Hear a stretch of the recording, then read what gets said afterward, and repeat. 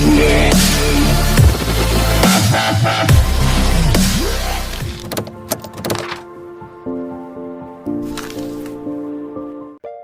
anak-anak semua, berjumpa lagi di pelajaran IPS.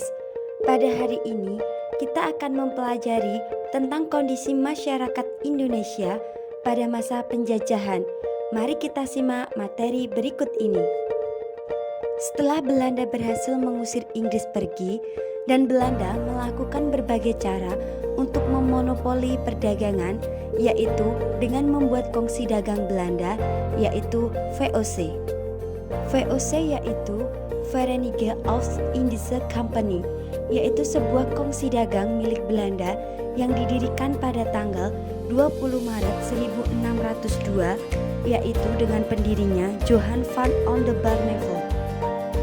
Selanjutnya, tujuan utama didirikan VOC adalah yang pertama, menghindari persaingan antar pedagang Belanda, yang kedua, mengatasi persaingan antar pedagang Eropa, dan yang ketiga, menguasai dan memonopoli perdagangan rempah-rempah.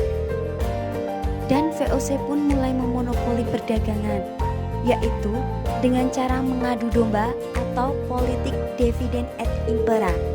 Caranya dengan mengadu domba kerajaan-kerajaan lokal agar berperang, dan VOC akan memihak atas salah satu kerajaan.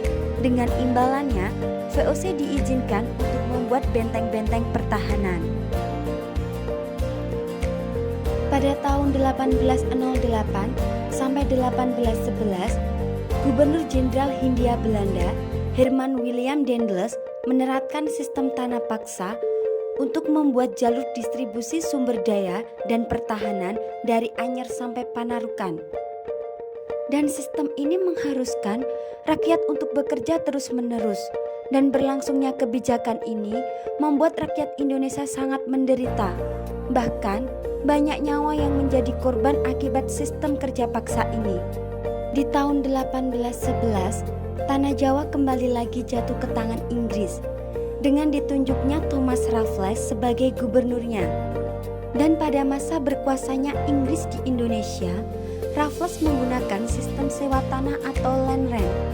Kebijakan ini menganggap bahwa semua tanah adalah milik pemerintah dan rakyat yang tinggal di atasnya harus membayar sewa tanah tersebut. Sistem sewa tanah berlaku hingga 1816 ketika Belanda kembali lagi merebut tanah Jawa dari Inggris. Dan di tahun 1830, Jenderal Van den Bosch menerapkan sistem tanam paksa atau kulturstelsel. Dari sistem tanam paksa ini, mewajibkan setiap rakyat untuk memberikan 20% tanahnya untuk ditanami tanaman ekspor seperti kopi, cengkeh, lada, tebu, dan lain-lain untuk dijual ke pemerintahan Belanda. Karena sistem tanam paksa ini, rakyat kembali lagi merasakan penderitaan, kemiskinan dan kelaparan yang merajalela karena upah yang diterima sangatlah rendah. Keadaan ini membuat pemerintah Belanda seperti Douwe Dekker dan juga Baron van Hove melakukan protes ke pemerintah Belanda.